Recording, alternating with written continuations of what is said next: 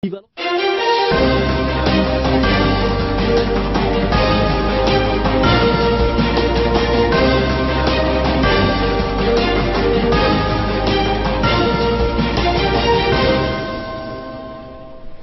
alaikum, good evening, welcome to 9 p.m. English News, brought live by Télé channel the headlines for tonight. Djibouti Railway Ethiopia, the first Chaine en route to Djibouti. International news from city service embedded with says and this is notice. That was the headlines. Now welcome to the national news. Today in the morning, the electric railway line from Addis Ababa left with the first Egyptian travelers to Djibouti on par. Please let's listen more details with the Saeed Mohammed. After arriving in Djibouti the day before yesterday, the electric railway line from Addis Ababa left this morning with the first Djiboutian travelers to Djibouti on board. This train left Djibouti early this morning. It will serve first Al Sabih before stopping at Galilee borders and then will continue straight to Djibouti. These first travelers, nostalgic for the cane charm of the old railway locomotives, have this morning wanted to relive the first sensations passing through the high territory. Some of them expressed their joy today for having the chance to relive this moment. Further, others thanked the head of state who put back on track this dream buried out in the Djiboutian collective consciousness. A closing ceremony of the training to obtain the military certificate sponsored to the January for 2017 at the Durale came by the Minister of Equipment and Transport. The Minister of Equipment and Transport, Mr. Mohammed Abdul Qadir Musa Halim, sponsored this morning at the Durale camp the closing ceremony of training for obtaining the elementary military certificate for the benefit of 51 agents, which has been a great success. The ceremony has seen the participations of several officials, including the General Security Director and other superior officers.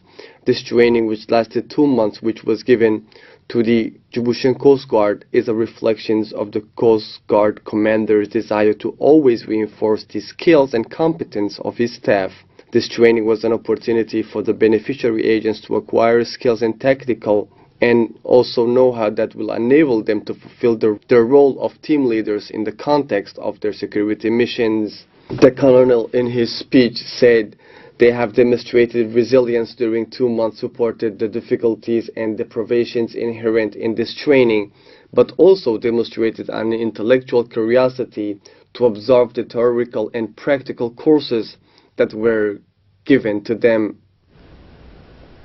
The minister talked the main objective of this important closing ceremony. It is an honor for me today to sponsor with you the closing ceremony of this training for obtaining the military certificate for the benefit of the agents of the Coast Guard. This training, organized autonomously by the Djiboutian Coast Guard and carried out by executive and instructors from all over the institution, is a reflection of the constant desire of the Coast Guard commander to always reinforce the knowledge of his personnel. It lies in the continued effort of this young institution in all areas to achieve the full realizations of their mission that they entrusted to.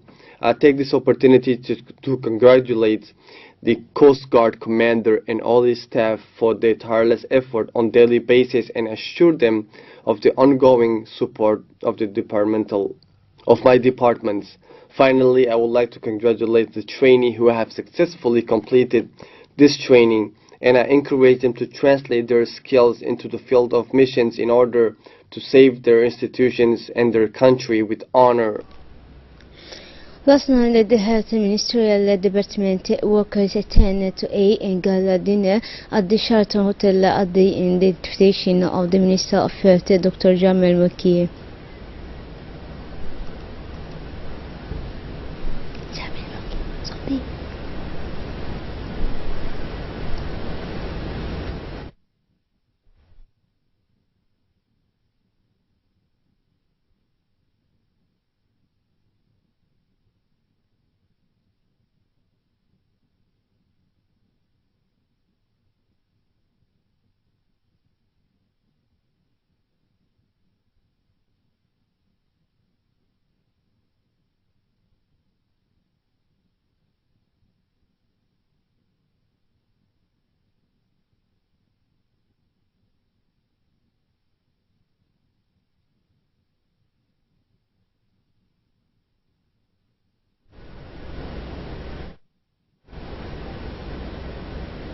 The Minister of Dr. Jamal Makiya took the opportunity to draw a positive segment of the general activities of the past year, 2017, and extend his warm congratulations to all of his staffs and all health personnel who are the really in charge of this important department. During his speech, the Health Minister Dr. Jamal Al-Maouki took the opportunity to draw a positive assessment of the general activities of the past year and extended his warm congratulations to all of his staff and all the health personnel who are the real anchor of these important departments and without whom these achievements would not have been possible. In the end, the minister said in essence that this ambition is reflected into the vision of a healthy population that is economically and socially productive and that enjoy universal access to quality service and care. The Minister of Labor in charge of the reform of the administration along with the technical advisor and specialist in project of improvement of the Egyptian workforce financed by the USA in Djibouti, Madam Zahra Yusuf Riyad, Director General of NFB, and Mr. Hussein Ismail Adan, USA Project Manager, visited Tuesday to inaugurate the NFB regional agency. Within the framework of the working visit, the Minister of Labor in charge of the administration reform, Mr. Hassan Idris Samri, along with his technical advisors and specialists in project of improvement, Madam Zahra Yusuf Qayyad, the General Director of the INFIB, Mr. Hussein Ismail Adan, and the USID Project Manager visited Thursday Dakhil in order to inaugurate the INFIB first regional. This agency is intended to record youth training in the region, which has already started its activities with censoring operations for young people, and to train them with the support of the USID agency in Djibouti. The Minister of Labor, Mr. Hassan Idris Samri, in his speech has explained the promising role of the NFP offices, which is to eventually compete against the employment of young people in the region. The Minister of Labor, Mr. Hassan Idris Samri, in his speech has explained the promising role of the NFP office, which is to effectively combat the unemployment of young people in the region of Dakhil. Now the priorities of employment opportunities will be intended for the youth, which is a response of the decentralization unfinishing problem in accordance with the Presidents of the Republic governmental agenda.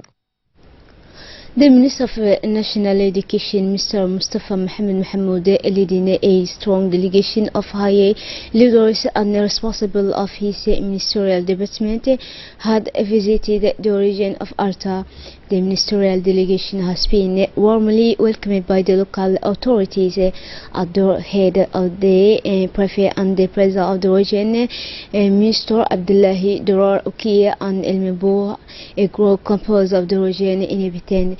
The minister and his delegation were exchanged and discussion with the teachers and leaders of the establishment, but also the students, parents and the notable of each locality.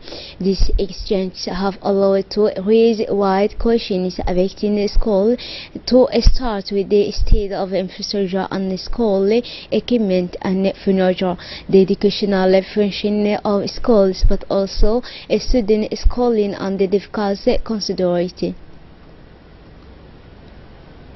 And now an obituary, it's with the sadness that we have learned the sudden death of the late Yusuf Adrar as an Idris and Kaute. He passed away this morning at the military hospital of Bercy in Calmar, France. The late Idris was a well-known Egyptian businessman. He was the director of the Idris establishment specialized in the importation of Mitsubishi vehicle important. He leaves behind two windows and several children and small children. The Egyptian Radio Television Department addressed this space and sincere condolences to his family.